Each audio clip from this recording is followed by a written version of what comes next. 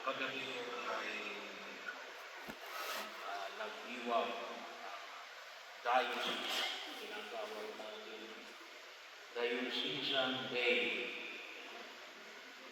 Iniusan ang pagsimula ng tinatawag namin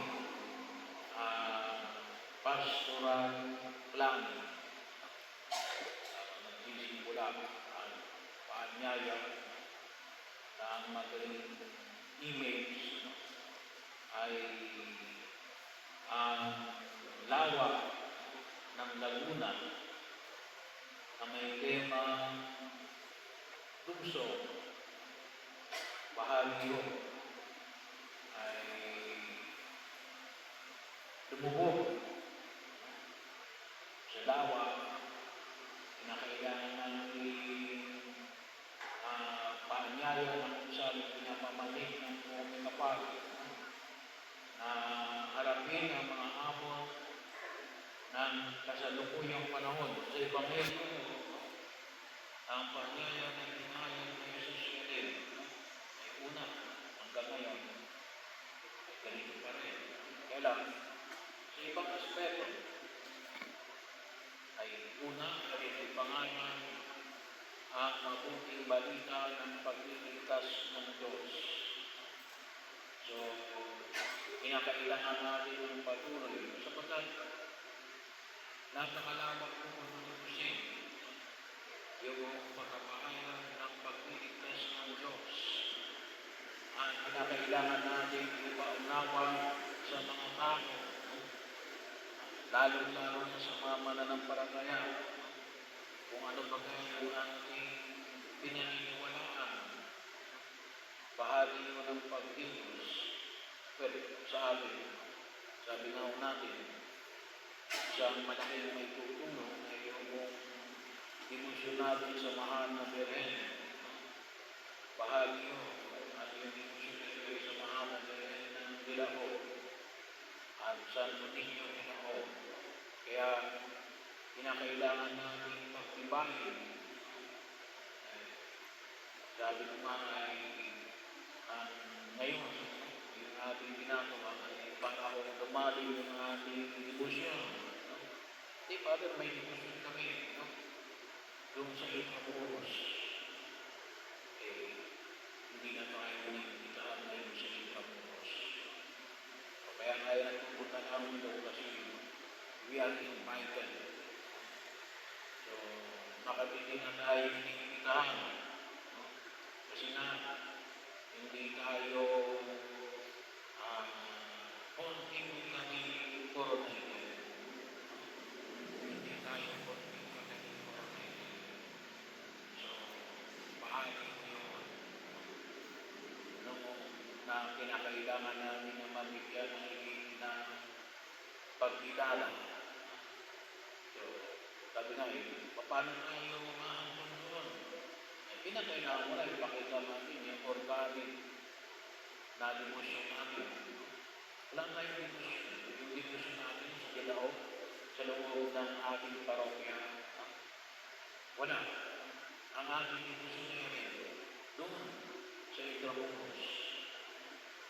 So, bahagi yun na kung saan ay makita ko natin. At yun ay kailangan nagsimula. No? Ay pagkakataon, sinimulan naman na magsimula tayo ay pumunta sa Intramuros. So kung tusin ay hindi ito simula na bahagi talaga. Kasi hahanapin sa atin nasaan yung inyong debosyon sa mahal na Birhen Maria sa mismo sa loob ng inyong parokya. So, kaya nga natin gagawa ng paraan ito, yung every first Saturday of the month ay may ayos natin, no? Na talagang may devotion talaga tayo, no? Nakikita. Kasi kahit naman tayo may devotion sa mahal na Birhen ng Bilao, no?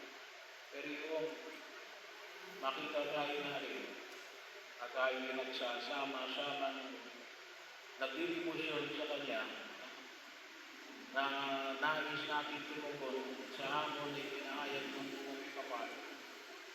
Lalo-lalo na sa pagpapaliwanag ng kanyang mabuting balita ng kanyang pagliligtas. Sabi na natin, yun ang kinakailangan natin ipamalas, ipakita. Kaya, yun po yung huwag nating kalimutan na yun ay napakahalaga sa nabanggit na pagkilos. Kaya yun po yung nawa ay mabigyan din natin ng higit na pagkilala at pagtugon sa biyaya ng buong Kapal.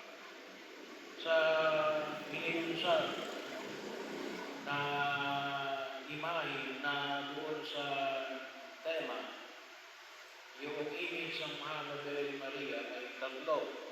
Ang ilagay doon, ang Mahal na Birhen ng Porteria, Mahal na Birhen ng Turuba, at Mahal na Birhen ng Agua Santa. So, kasi yun ang mga lumabas na higit na nakikilala ng mga maraming may ilusyon na mga titulo ni Maria. Pero design pa rin. Si Maria pa rin. Pero yun nawa, huwag natin kalimutan. Kinakailangan natin anong mga titulo yan ng Mahal na Birhen Maria ay kinakailangan ay maipakita natin yung ating ilusyon. At yung maliwanag na pagkilos sa Mahal na Birhen Maria. Kaya yun naman yung huwag natin kalimutan. Kinakailangan natin na masabi natin na alin, bahagi mo ito ng alin ng evangelization, pagpapahayag ng mabuting balita ng pagkiligtas ng Diyos. Pero kung natusin, maraming mahal kinakailangan natin kapag ang pinag-usapan natin ay evangelisasyon. Maraming aspeto pa na dapat natin ipaliwanag sa tao. At yun ay alin, kinakailangan natin na alin, maipamunawa sa tao yung mga pagkilos natin. Nang sa ganun din, ay pwede din nilang maipaliwanag sa iba. So, kaya din po, ay yun yung number one na kailangan natin. We cannot expect na yung mga hindi, mga mananampalataya na Katoliko, maunawaan yung ating pananampalataya. Kung mismo tayong mga Katoliko, hindi natin maipaliwanag. Hindi natin maipaliwanag. Kasi sa oras na maipaliwanag natin, yun ang ating pagkaunawa. Kaya huwag mo kayong mahiya na magpaliwanag ng ating pananampalataya. Bahagi ko yun. Kasi sabi nga natin, if you cannot explain, mayroong pagdududa na alin na hindi mo alam ang tungkol sa ating pananampalataya. Hindi ko may sabihin, basta galing ko yan. Bakit? Hindi ko alam. Hindi ko pwede. Dapat nalalaman natin. Kaya natin palalimin at ipaliwanag yung ating pananampalataya. At utusin, kinakailangan natin ng mas malalim na pagkilos para sa mga bagay na ito at maging patuloy na hamon ng pagtugon natin sa biyaya at pinagkaloob ng buong may kapal. Ano ba? Ito sa Ebanghelyo alin, yung anumang karamdaman ay pinagaling ni Jesus. Bakit? Kapag para silang mga lupaypay, liat nito, mga tupang walang pastor. So kaya bahagi yun na kung saan ay nakita natin yung lalong-lalo na yung mga sakramento na naghihilom. Kaya sana pakinabangan natin yung mga sakramento na naghihilom. Yung bahagi yun, sabi ko nga, ano yung mga sakramento na naghihilom? Yung katulad ng banal na Eucharistia, yung banal na Misa, yung kumpisal, yung pagkapahid ng langis. Yan yung mga sakramento naghihilom. Sana nga po ay pakinabangan natin, no? Kasi yun ay mga biyaya na pinagkakaloon ng buong may kapal. Kaya kapag nag-announce tayo na meron tayong kumpisalan, sana bigyan natin ng panahon na tayo ay makapagpakumpisal. Lalong-lalo na ngayong panahon ng Kwaresma, dahil nagtapos ng kumpisalang bayan sa panahon na ito ng Advento. Ano ba yung pahayag ni Jesus? Na pagkilala na alin sa danang ani, ngunit kakaunti ang magkatawa. We need workers. Kinakailangan natin ng mga naglilingkod sa Diyos. At sa ating pagninilay at sa ating pagpapalalim ng ating pananampalataya, ay hindi tayo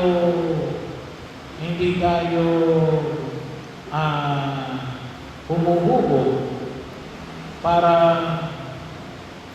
maging tagasunod. Huwag natin kalimutan na tayo humuhubog na alin para maging mga tagapanguna. We are not working towards of becoming followers. Kinakailangan tayo ay inahamon na alin na tayo ay we are humuhubog tayo na alin maging mga leaders. Tinawag natin kalimutan. Kaya po kung tusin, yun yung amon na pinapamanig ng buong kapal. Mga nag-aakay, mga tagapanguna sa paghahari ng Diyos. Ano pa? Binigyan ni Jesus ng kapangyarihan natin magpalayas ng masamang espiritu at magpagaling sa mga may karamdaman na alin na bahagi yun na kung saan ay makita natin. So, ayaw natin na mamayani ang masamang espiritu sa paligid natin. At nawa, isang bahagi rin dito ay alin yung tunay nating pamimintuho din sa mahal na Birhen Maria. Kasi kung talagang tayo namimintuho sa mahal na Birhen Maria, hindi tayo lalapitan ng masamang espiritu. Bakit? Bakit ayaw ng demonyo kay Maria? Bakit? Naroon sa Jesus. Naroon sa Jesus. Hindi pwede natin ipag-iwalay sa Jesus at ang mahal na Birhen Maria. So yun ang huwag natin kalimutan. Pagkakataon din ho na kung saan ay makita na. Kaya man, sana rin, sabi ko nga, na maging baliwanag ng ating pagkilos. Kasi kumisan, meron tayong Marian procession. Meron tayong mga ang daming sumasama sa mga imahin. Pero dapat marami rin na nagsisimba. Hindi yung pwede na alin na masabi na natin mayroon tayong disconnect. Kasi yung mga imahin ay representation ng tunay na presensya ng Diyos. Saan? Dito sa banal na Eucharistia. So, huwag natin hayaan na maging tama ang mga sinasabi ng mga protestante na sinasamba natin ang mga santo. No? Ay ano yung maliwanag na pamantayan dyan? Kapag tayo ng pupusisyon, pero hindi naman tayo nagsisimba. Ay bahagi mo yun. Mayroon tayong tinatawag ko natin na disconnect, hindi magkarugtong. Kasi hindi natin nakikita na itong mga imahe na ito ay nagpapahayag ng tunay na presensya ng Diyos na narito mismo sa anyo ng tinapay at ng alak sa banat ng Eucharistia. Ibig sabihin, dahil nawa ng devotion natin ay tutungo sa atin sa pagkilala natin kay Jesus sa banal na Eucharistia. At yun ang dala-dala ni Maria. Yun ang dala-dala ni Maria. Si Jesus, na nasa kanyang sinapupunan, at si Jesus na rin, na nasa kanyang puso. Bahagi yun ng kanyang pagkilala ng presensya ng Diyos na dumating sa daigdig na ito. Na siyang ating pinaghahandaan ngayong panahon ng Adbyento.